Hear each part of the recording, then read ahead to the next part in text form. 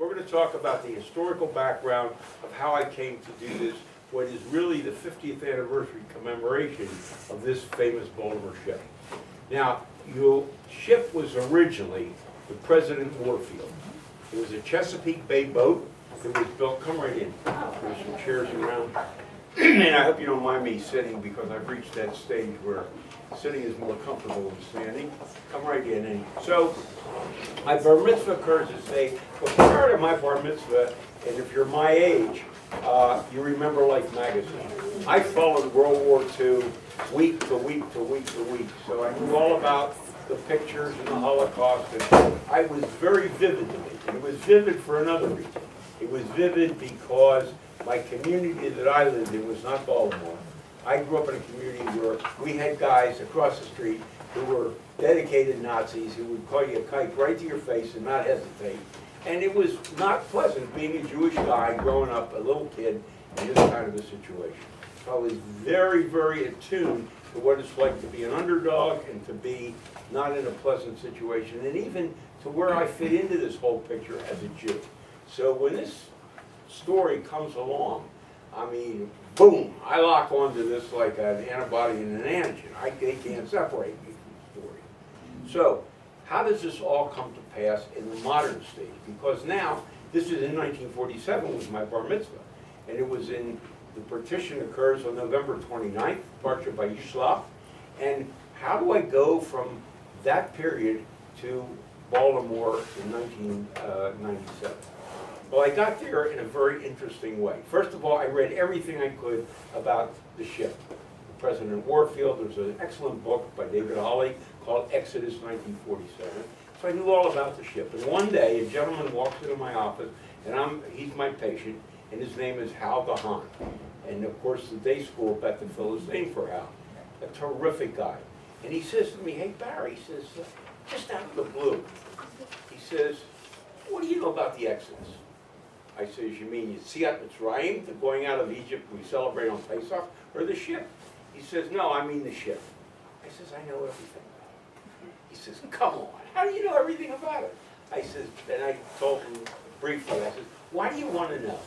He says, well, I had a friend I fought with in the 48 war, when Hal fought for the state of Israel. His name is Uzi Narkis.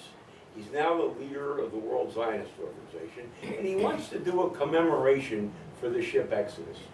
So he says he needs a person. I knew as soon as he said it, it's got my name on it. This is my story. So I said, well, how long does he want to take to do this? He said, I'd like to bring it off next year. I said, forget it. I said, what I would want to do to commemorate the ship would take me 5 years to do. He said, what would you do? So I began to tick off. I'd get a postage stamp, I have a coin in the metal, I have a whole bunch of things that people could relate to and that would honor the ship. And the first thing I would do would be a ship model. I would have a ship model built. So you know what? Uzi's coming to Baltimore, we'll meet at the Inner Harbor, and you'll tell him your plans. So in the mail, I get, this is the actual mailing label, he was General Narkis, he captured Jerusalem in the Six-Day War. He sends me the original plans that Haganah had of not the President Warfield, but a prototype of what the Warfield was like, because he was a bay boat, and this is the shipyard plan, the word Pusey and Jones, it was built over in Wilmington, and I get these in the mail. Well, actually, I didn't get them in the mail. I got them from Wilsey the day we met downtown.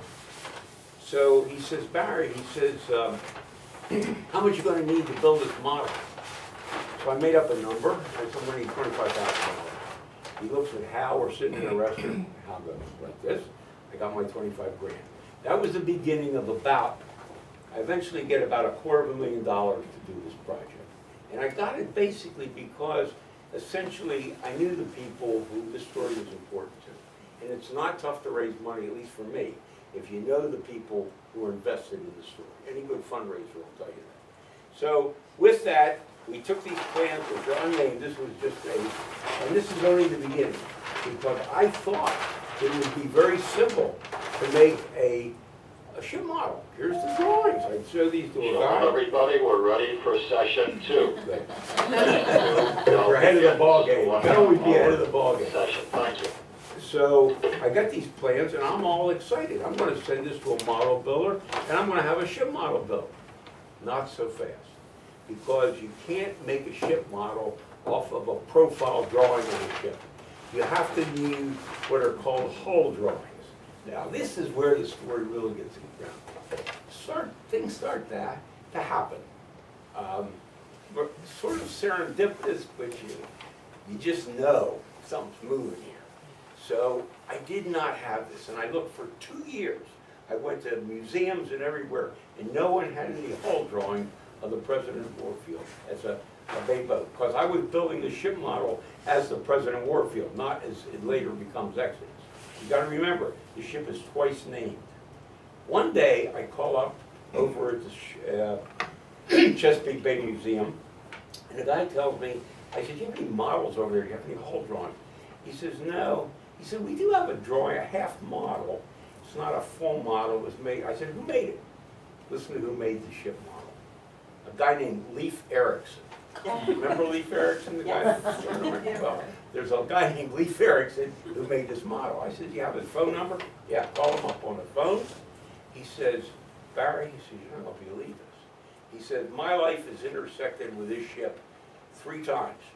When I first made the model, I was in Poly High School. I built it for the 50th anniversary of the old Bay Line." He said, "I reset the ship's compasses when she sailed for England and it was given as Lend-Lease to the British," which is part of the ship's story. "And now you're asking me to make or get you a hull drawing." He says, "I'm going to make them for you." I says, "How the hell are you going to make me a hull drawing?" He says, "You told me you saw a book on the Journal of Marine Engineering, and if you've got the width and all of that stuff," he says, "I'm a naval architect." And so what Leif Erikson did was to construct for me the hull drawings of the President of Warfield, and here they are. If I can get them apart here. And these are rather incredible, but this allowed me then to take the $25,000 that the Han had given me and turn them over to a shipyard, a ship model builder up in Salem, Massachusetts, and he built this ship model. Now, this is the best ship model that was ever made of the President of Warfield. And it was so good that when the ship's architects, an organization of them, heard about it, they wanted to borrow the model. So I says, "Fine." I said, "You know, you got to move it. How much you want to do it?" So I made up another number. I said, "I need $10,000. He said, "Okay, you've got $10,000. We want to rent it for 1 day." I says, "Good. You pay the shipping, you pay for all the insurance, and you can take it to New York, and then you'll send it back to us." So we made another $10,000 on that from this little ship model. The model today can't be shown easily at the Jewish Museum, where it is. It's in storage there, because unfortunately, the loading dock, the storage area is in the basement, and the loading dock is in a different place, and it's hard to move the ship model around. But it is a dynamite ship model, take my word for it. How big is it? It's over 5 feet. It's 5 feet, and it's huge. It's really big. So that's part of the story. Then other things that I had hoped to do with the Han was to bring off other events. And so one of the things I worked on, and this is where you've all heard of protexia, where you know somebody in the Israeli government and you get stuff done. So he got me a postage stamp.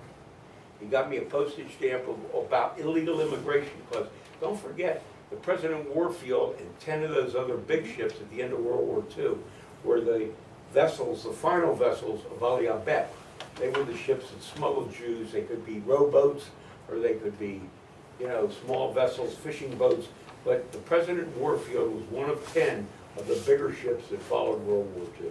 And so there's a postage stamp, and with a little more protexia, I was able to get a Baltimore cancellation, so that on the day that we did this, we have a Baltimore postmark that says Baltimore becomes Exodus 1947 postal station.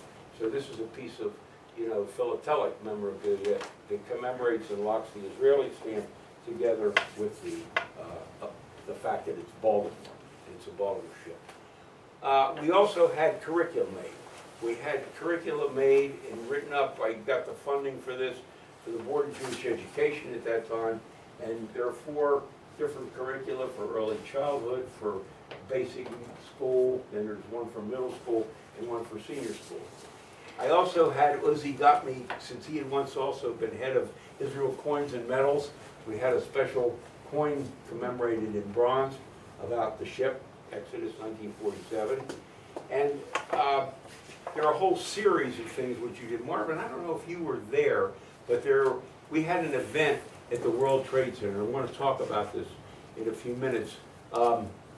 There are photographs in here showing when the Israeli ambassador came, when we had the exhibition at the World Trade Center. And most important of all, and this is what I want to leave you with, when you get people who come to Baltimore, one of the things Jewishly you want to do, you want to take them to the Inner Harbor. And then the promenade that goes around the World Trade Center.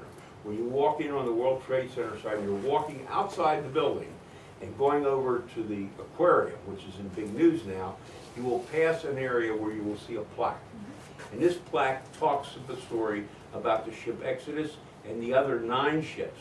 4 of those illegal vessels were outfitted here in Baltimore. Exodus, of course, being the most famous. Now, we had a big event that day. Chizuk Amuno's choir sang there, and this picture that you see here is used on the invitation for it. But this picture is the mock-up of the watercolor, which you can see here. This was on the Naval Institute Histories magazine, but this actually is, there's no photograph of this, but Tom Freeman, who's a local, probably one of the best naval watercolor archivists, colorists, he called this the chosen one. This is a picture of the President Warfield, now renamed Exodus 1947, being rammed by 2 British destroyers coming alongside of her. And if you see this ship when it goes into Haifa Harbor, she's dented here. And on the other side from this. The ship was never sunk. It was brought in under its own power. It was an amazing ship. And it was due to these crushed sides here are the result of their encounter with the British naval vessels. There had been 7 of these, and 2 converged right off Palestine, off Israel to be, and brought it in. They said they took it in international waters, but they didn't. They took it in, actually they did take it in international waters, but it was near Palestine. And as part of this, I also got the bell and the whistle of the ship. And so that's now at the Jewish Museum as well. That was all part of this process. Now, part of the other thing was we had a commemoration with the Baltimore Zionist District where we were staff of we did a reenactment of the capture of the Exodus. Some of you may have been on that. That was a great piece. But all of this cost money, and I was lucky enough to fund this with individuals giving me the funds, but the funds went to the Jewish Museum because I can't take this money and then Barry Lever takes it out and gives it to somebody else. I guess you would call it kosher money laundering, because essentially you're giving, the Jewish Museum becomes the conduit where the money was put through, and this is how it was done. Now I want to spend a little more time, and then I'll answer any question you have. And I'm going to pass these sheets out. If there are not enough, would you start these around? And if you have, I want to spend some time on this, because some of the people here may remember Rita Lincoln Hawkins. Rita was a wonderful, wonderful needleworker. The Torah mantles that we have at Amuno on our Torah covers were made by a group of people that worked under Rita. Now Rita was a dedicated worker, and what she did was she created for me a tapestry. This is the high point, and this explains, I call it a tapestry, she called it a needlework. We have some more of this if you need them. And so this piece of work is inspired by something that we wanted to do. We call it the Warfield Exodus Peace Tapestry, because it represents symbolically what the President Warfield, later Exodus 1947, was about. Does anybody know? Okay. What this is about is this ship, and the image at the top will convey it to you. Let me explain the image, and then I'll tell you a little bit more about it. The image at the top was conceived by a Russian immigrant artist. And the idea was that if you look carefully there,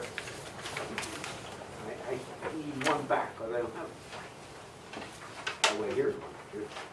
If you look at the image, you'll see that it's really a folded newspaper, and if you sail it on the water, it becomes a mirrored image in the water.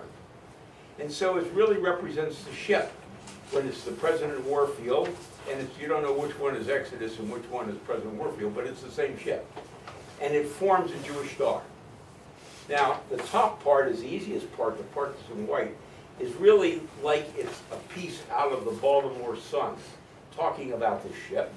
And it made out of over 1.5 million stitches.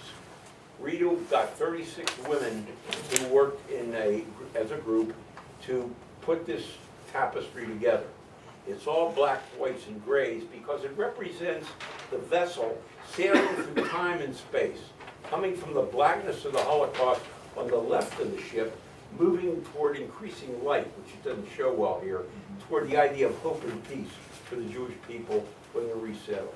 Now this ship, it's really interesting, for me anyway. If you think about it, the Holocaust is bracketed by two events.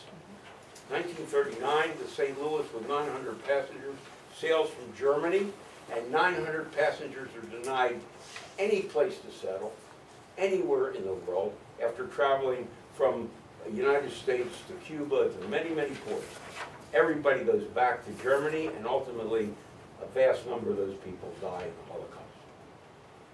The end of the war is symbolized by another ship, President Warfield and the Exodus. Exodus 1947 is the turning point of where this disaster from the Holocaust, this terrible Shoah, is bracketed by one ship in the beginning of St. Louis and ending with the, symbolically ending, of course, the war's over, but symbolically this ship represents a whole new term in Jewish history. And that's why I think we were always galvanized by the fact that as Jews, when this state comes into being, something happened in the Jewish mind.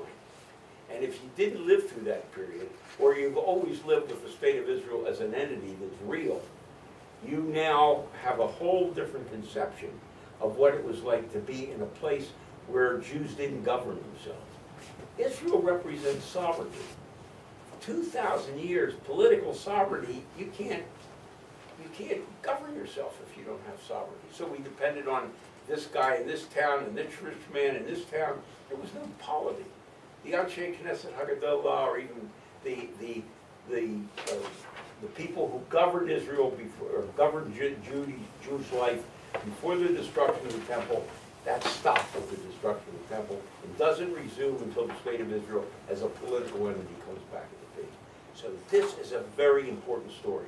And Baltimore is where it begins, in the sense that it's this ship. And so therefore I did my best to memorialize the ship, and I wish and hope that more people will take people down and make them aware. I think it's a great Maryland story. It's probably the greatest 20th century Maryland story in world history than any other that I can think of. Because here was a ship that literally gave birth to a nation. If you think about it. It was the events that surrounded the capture of that vessel right there. You know what happened to those people on that ship? The ship was taken into Haifa Harbor under its own power. People were disembarked. They were put on 3 British prison ships, and they were sent back. They didn't go to Cyprus. They sent them back to France, and they told them, get off the ship. And the people who were on those ships said, we're not going any place but back to our promised land. And for the whole summer, hot months of August, July, August, September, finally the British were so exasperated that they took the people on those 3 British prison ships and they sent them back to Hamburg, Germany, where they had, come from, the concentration camp, turned fire hoses on them and sent them back into DP camps. That created such a storm. It was those events that, and the UNESCO Commission had been there to witness the landing of the Exodus, that turned world opinion in favor of a Jewish state. So it's not like it is today where Israel's vilified in the United Nations.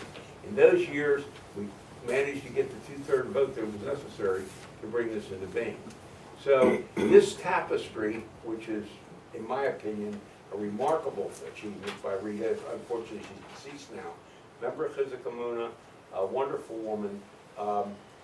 This represents the future, and I'm always intrigued by the fact, down here at the bottom, the last paragraph, the point, and this is a quote from the Talmud, the last verse of the Talmud, and I used it here, is particularly pointed to Rabbi Shimon ben Chalafta. He's the concluding commentator. Concludes the statement, the Talmud, with this statement: the Holy One, blessed be He, could find no vessel, and I played off of that, no vessel which could hold Israel's blessings as well as peace. As it says, Hashem will bless His children with strength, Hashem will bless His people with peace. As my friend Moshe Swally says, you don't get peace without strength. Strength always comes before peace. You want to stick around in this world, all you have to do is look at the Ukraine. You pick the place in the world where anybody today has peace without being able to defend themselves, having political sovereignty and the strength to stand up and do what has to be done when the chips are down if you want to keep living. And so that's my story in a half an hour. You're welcome to look at anything, ask me any questions you want, and I'm delighted to. Where's the ship now, in Israel? The ship sunk. We put it in Haifa Harbor, and it was tied up there and left there. What happened in 1952, 4 years after the state, the ship caught fire off a pier in Haifa and sunk. And they tried to bring it back up again, and it broke in two. They made another attempt to find it and get it finished. It's actually now, I'm told, resting under about 25 million tons of rock, where they extended the piers out of Haifa to the length of the shipping unloading facilities in the port of Haifa. Yeah. I don't know, maybe you touched on it and I didn't hear it, but how historically correct or was, do you think Leon Uris's novel? Okay, Leon Uris, that's a great question. Leon Uris's novel is very powerful. First of all, it doesn't tell the story of the ship Exodus, this story. The real story, if you want to know the story of Exodus 47, real, like I'm telling you now, you read David Holly's book. What Uris did was he picked up on the theme, and then he turns it into this story, which Otto Preminger comes along and makes into an incredible movie. But what you don't I may not recognize is that book becomes what's called a samizdat publication. If you go back to the Russian Jewish Revolution that we had a generation later, those people made multiple copies of Uris's book. It's the first way they learned that the state of Israel exists, and they learned about Judaism. And when Golda Meir came to the Soviet Union for the first time as foreign minister, oh my God, it just scared the life out of the Russians. Here you have this subjugated minority who knew nothing about Judaism at all. All of a sudden, they're making Simchas Torah celebrations in Arkhipova Street. And so this whole story resonates across many generations, and it's a very, very important story, as you can well appreciate. Marvin. I think it's interesting about how they fitted the ship here and redid it and how it got loaded. I mean, it's a good point. The ship actually was purchased out of the scrap metal yard down in the Navy's scrap yard. After World War II, there were so many ships around, they were sold for scrap. The ship originally was bought for $8,000 for scrap. They thought they were going to destroy it. Then all of a sudden, it's bought for $40,000 from a scrap dealer, who then it's purchased by Haganah. Haganah brings it to Baltimore, and they tie it up at the Lancaster Pier, and it's sitting there, and they recruit a crew for it. But the ship isn't really re-outfitted here. What got fitted here was a crew who comes on board. But when the ship was making it took on a lot of supplies, lumber, a lot of different things. And when they got to Port of Anniversary in Italy and a number of other places, they tore out the interior guts of the ship, which was a beautiful ship prior in its Chesapeake days. And they re-outfitted it so they could hold 4,000, Holly records as 4,415 refugees, DP. They came from all over Europe. The ship was originally designed to carry 500 people. And they jammed 4,000, the number varies, but over 4,500 people on that ship. So you know it was tight. And when the British rammed that ship, These guys are down below decks, and they have no guns, contrary to what you may have heard. Nobody had guns on that ship. So when the British come on board, they come from above and they send Marines down on them, and people are throwing coffee cans at them and potatoes. There were no weapons on that ship except what the British carried. And they killed 3 guys. One guy was shot, a couple other guys had their head bashed in. There was a guy who was an American, most of these guys were veterans from World War II. They were the Merchant Marine, they were pilots, and they really crewed all of these big ships. And so we commemorated them, and you can see some of their pictures here. It's a good point. Can the model be seen at Pardon me? Can the model be seen at the Jewish Museum? Well, sometimes it's very heavy, as you can imagine. And sometimes back about 7 years ago, they wheeled it out, you know, to put up a temporary exhibition. What I'm hoping for, ultimately, because I got a lot of invested time and money and everything on a personal commitment level, I would like to see this tied as a Holocaust memorial. I think it's a perfect, as I told you, the way it begins and ends. It's a great story about Baltimore, and it's a thing that would fit very well into a historical sort of a tableau of what Baltimore did and the people in this city and Maryland jury did, because it's very hard to get a handle on this.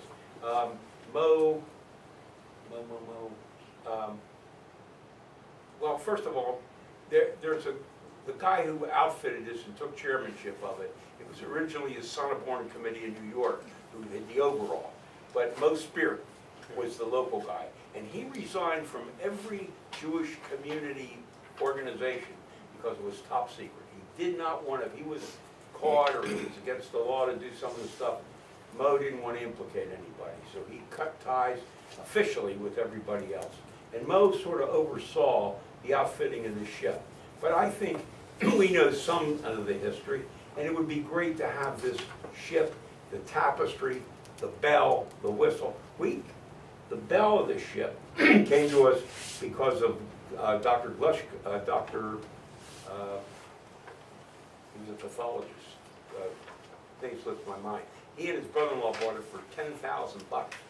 He happened to be going through a catalog of old microscopes and came across the bell for auction at Christie's in London. And he paid $10,000 for this bell so that he could bring it to Baltimore. And the bell was, the British played games with the bell. He took the bell off the ship, and it used to hang right here in the focus hole. And he took it, and he embroidered, it says, captured in international waters by such and such a date, July 18th, 17th or 18th. This happens in the middle of the night, actually. You can see the searchlights are on it. And this picture, by the way, winds up, if you go to Israel, to the Museum of Illegal Immigration in Haifa, you will see this picture in color, and there's a picture of it where it's donated here, and I can show you that the Israeli ambassador accepted it on behalf of the person who donated it. But it's a hell of a story. That's one of the great stories. Yes? You said there's work done on the ship in Lancaster Street, which I think is Fells Point. Right. But you put your plaque, which I've seen. The plaque, down at the good. World Trade Center, so I'm Yeah. just wondering, It gather was- for visibility. The reason we put it at the World Trade Center, first of all, it was the most prominent place. It was a tourist place. That's number one. But it happens to be the very first place that when the ship comes out of Pusey and Jones Shipyard in Delaware, it docks there first.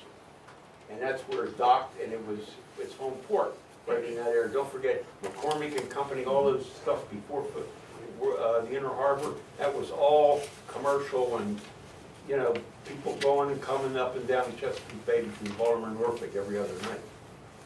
Are there any other, Marvin? Well, a lot of Spears had a lot of his warehouses downtown. Right, Stored a lot of that stuff, and absolutely. if he had ever been caught, Yeah. I mean, a lot of it, including ammunition and Yeah, guns. but see, here's where there's some conflation and it's dangerous.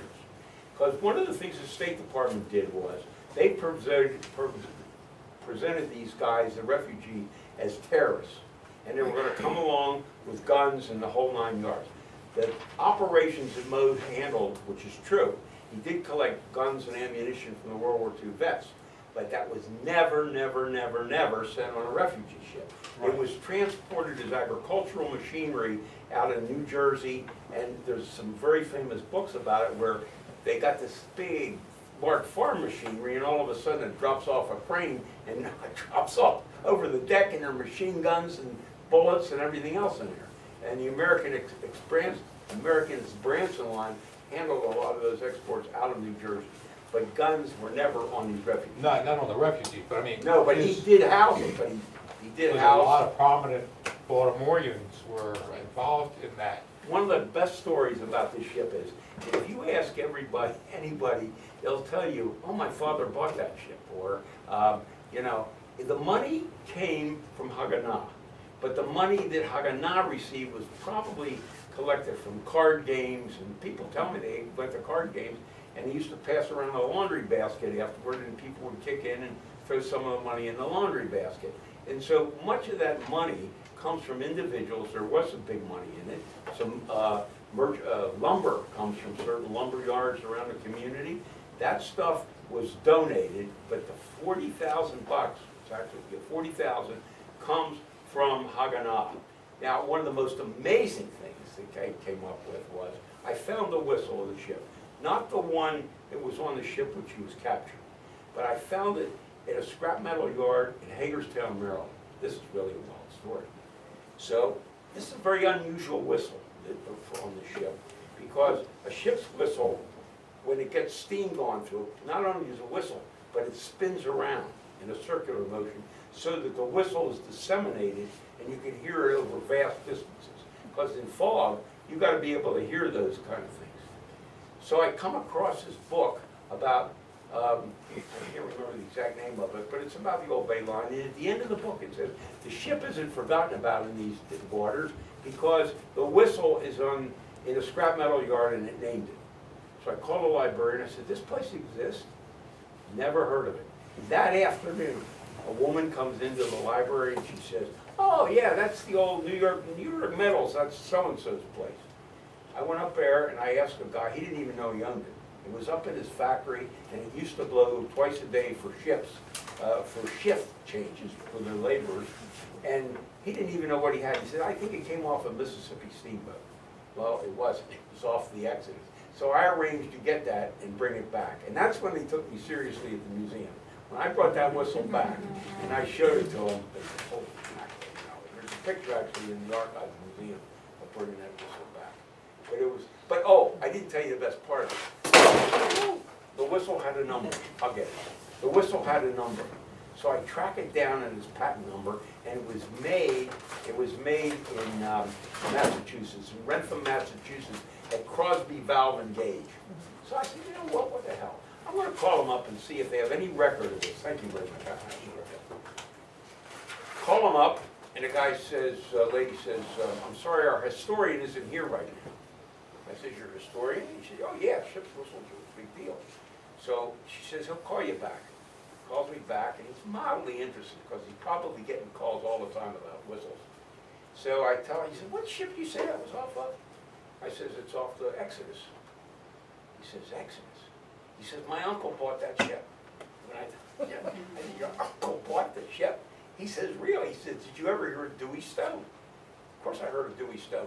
Dewey Stone is the treasurer of the Haganah of the Zionist group that bought the ship. He really, for real, bought the ship.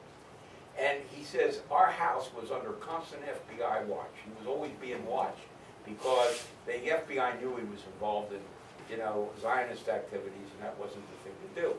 He says, in the day that we got the call, it came to my mother's house to avoid the phone tap line. And he says, in fact, he says, I'm named for Theodore Herzl. I says, your name is Theodore? He says, it's not that, it's his Hebrew name. Herzl's Hebrew name is, it'll come to me in a minute. But he had the same name as Theodore Herzl. And I found that, talk about serendipity, connecting with people. The wildest part of the story is that Dewey Stone, this is really wild. Dewey Stone, they used to make, those Converse tennis shoes, the black and white ones? They made those up there. He owned the company. So one day he's in Boston and he's eating in a restaurant. And a little fat man, described him, walks in, and the guy comes in and he's trailed by a whole bunch of maybe 6 or 7 kids. So he strikes up a conversation with them, and he's coming for treatment at Peter Ben Brigham Hospital up there for some reason. And so he says, where are you from? He says, well, he's from Nicaragua. So the only thing he knows about Nicaragua is it rains like hell there. So he takes all his kids. Things come to an end, those sessions. I'll bet this is 1 minute. He takes all the kids over to his company, and he gives them little yellow raincoats, like a patrol raincoats and little rubber boots. Turns out that the little fat guy from Nicaragua is Noriega. So he arranges later on to get guns smuggled to Israel through Nicaragua. And so when you hear some of these stories about, how things work and weave, it's an amazing story. Thank you. Thanks a lot.